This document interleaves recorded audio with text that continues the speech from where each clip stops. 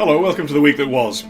Protests against President Trump's recognition of Jerusalem as Israel's capital continued in several countries. One of the largest was in Beirut, which saw clashes between demonstrators and the police. Several rockets were fired into Israel from Gaza, with the inevitable airstrikes coming as the response. However, in Palestine, despite several protesters being killed, it was less days of rage, more days of despair.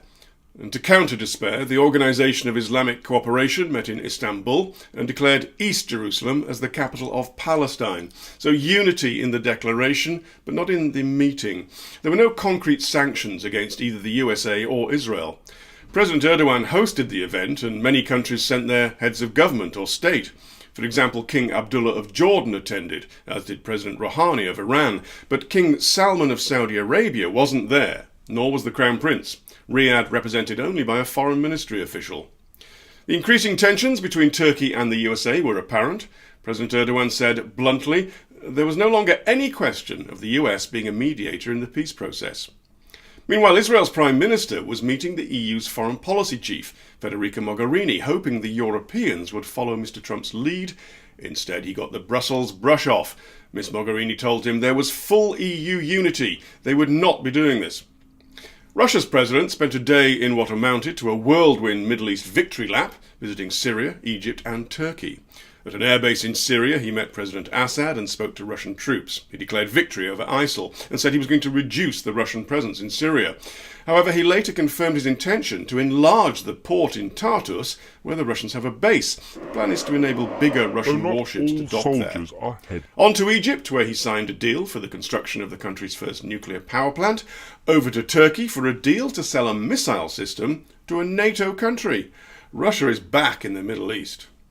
The World Bank decision to stop financing upstream energy projects didn't get the attention it deserved in most news media outlets. This came at the One Planet Summit, hosted by Emmanuel Macron, and is part of a drive to help the shift from fossil fuels to renewables. President Trump's week was ruined by the voters of Alabama. They elected a Democrat to the Senate for the first time in 25 years. Republican Roy Moore battled a string of sexual assault allegations and lost to Democrat Doug Jones. The Republican majority in the Senate is now just 51 to 49, and next year come the midterm elections. The ayes to the right, 309.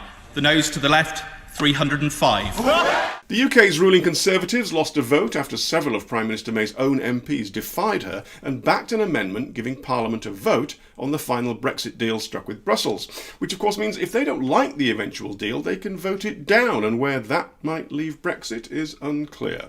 Finally, fancy a movie?